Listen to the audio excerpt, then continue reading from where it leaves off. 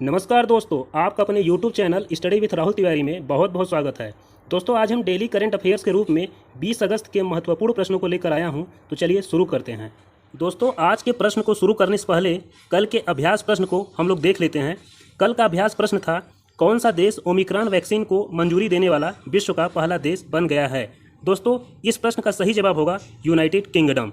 दोस्तों, United kingdom Omicron को मंजूरी देने वाला विश्व का पहला देश बन गया है।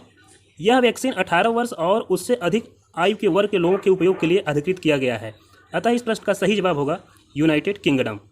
आज का पहला प्रश्न, हाल ही में फ्रांस का सर्वोच्च नागरिक सम्मान सेवेलियर डे ला लीजियन डी होनूर किसे दिया गया है।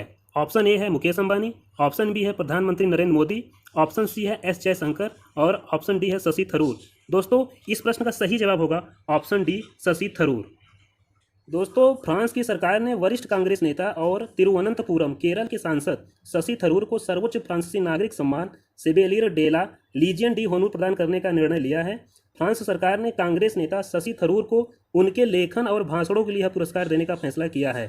दोस्तों, फ्रांस सरकार ने शशि थरूर को उनके लेखन और भाषणों के लिए यह पुरस्कार देने का घोषणा किया है। इस प्रकार इस प्रश्न का सही जवाब होगा option D Shashi Tharoor. Next question, सैन्य अभ्यास युद्ध अभ्यास भारत और किस देश के मध्य आयोजित किया गया है। इस प्रश्न का ऑप्शन ए दिया गया है फ्रांस, ऑप्शन बी है यूएसए, ऑप्शन सी है चीन और ऑप्शन डी है श्रीलंका। दोस्तों, सैन्य अभ्यास युद्ध अभ्यास भारत और यूएसए के बीच आयोजित किया गया है।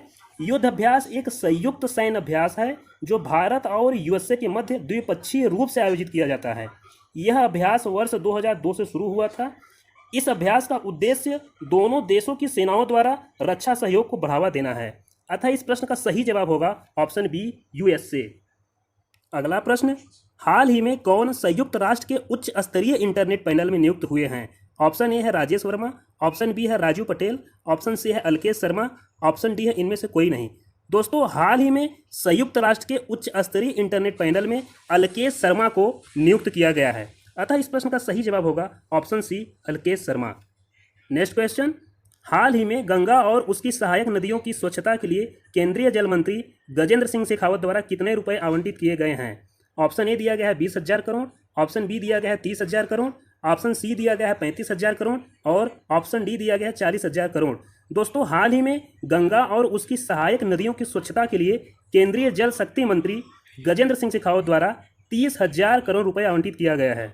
अतः इस प्रश्न का सही जवाब होगा ऑप्शन बी 30,000 करोड़ रुपए। अगला प्रश्न, हर घर जल का प्रमाण पत्र प्राप्त करने वाला पहला राज्य कौन सा है। ऑप्शन ए है महाराष्ट्र, ऑप्शन बी है गोवा, ऑप्शन सी दिया गया है मध्य प्रदेश और ऑप्शन डी दिया गया है उत्तर प्रदेश। दोस्तों, इस प्रश्न का सही जवाब होगा ऑप्शन बी गोवा। दोस्तों, ध्यान रहे कि गोवा के हर घर में जल का कनेक्शन पहुंच चुका है। दोस्तों, प्रश्न में दिया गया है हर घर जल का प्रमाण पत्र। तो दोस्तों, हर घर जल का प्रमाण पत्र, इसका तात्पर्य यह हुआ कि गोवा के हर घर में शुद्ध जल का कनेक्शन पहुंच चुका है। अतः गोवा हर घर जल का प्रमाण पत्र प्राप्त करने वाला पहला राज्य बन गया है। दोस्तों, यदि प्रश्न में यह पूछा जाता कि हर घर जल का प्रमाण पत्र प्राप्त करने वाला दूसरा राज्य कौन सा है, तो इसका जवाब होगा तेलंगाना। अगला प्रश्न, हाल ही में किसे राष्ट्रपति द्रौपदी मुर्मू का सचिव नियुक्त किया गया है। ऑप्शन ए है राजेश वर्मा, ऑप्शन बी है श्वेता शर्मा, ऑप्शन सी है सुकेश जैन और ऑप्शन डी है इनमें से कोई नहीं। दोस्तों, ध्यान रहे, अभी हाल ही में राष्ट्रपति द्रौपदी मुर्मू का सचिव राजेश वर्मा को नियुक्त किया गया है और राजेश वर्मा उड़ीसा कैडर के 1987 बैच के आईएएस अधिकारी हैं। अतः इस प्रश्न का सही जवाब होगा ऑप्शन ए राजेश वर्मा। अगला प्रश्न, विश्व मानवतावादी दिवस कब मनाया जाता है। ऑप्शन ए है 18 अगस्त, ऑप्शन बी दिया गया है 17 अगस्त, ऑप्शन सी 19 अगस्त और ऑप्शन डी 10 अगस्त। दोस्तों, विश्व मानवतावादी दिवस 19 अगस्त को मनाया जाता है। यह दिवस ऐसे लोगों को याद करने के लिए मनाया जाता है जो बिना अपने जीवन का, अपने लाइफ का प्रवाह करते हुए दूसरों की मदद करने के लिए तैयार रहते हैं। अतः इस प्रश्न का सही जवाब होगा ऑप्शन सी 19 अगस्त। नेक्स्ट क्वेश्चन, देश की पहली electric double decker AC bus सेवा कहाँ शुरू हुई है। Option A Kolkata, option B Mumbai, option C Delhi, option D Uttar Pradesh. दोस्तों, अभी हाल ही में देश की पहली electric double decker AC bus सेवा मुंबई में शुरू हुई है और हमारे सड़क परिवहन एवं राज्य मंत्री नितिन गडकरी जी ने इसका उद्घाटन किया है। अतः इस प्रश्न का सही जवाब होगा ऑप्शन बी मुंबई। अगला प्रश्न, अभी हाल ही में HDFC बैंक ने कहाँ केवल महिला कर्मचारियों द्वारा संचालित शाखा खोली है?